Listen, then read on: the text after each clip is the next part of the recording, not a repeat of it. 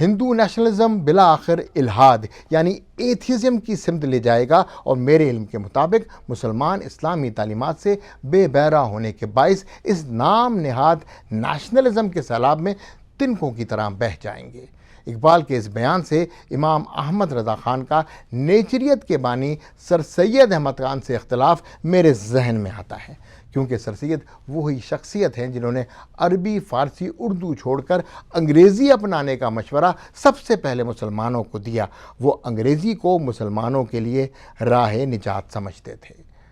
من اصل قوم انگریزوں کی یہ تقلید بر صغیر کے مسلمانوں کے لیے کوئی سود مند ثابت نہ ہوئی، اور آج جب میں اپنی نوجوان نسل کو رومن اردو ٹائپ کرتے دیکھتا ہوں تو یقین جانیے مجھے حضرت مجدد الفسانی اور امام احمد رضا خان کے اسلامی شعار والی بات یاد آ جاتی ہے۔ اس ولاگ کا مقصد صرف یہ بتانا تھا کہ جس دو قومی نظریے کو ایگزیکیوٹ اقبال نے کیا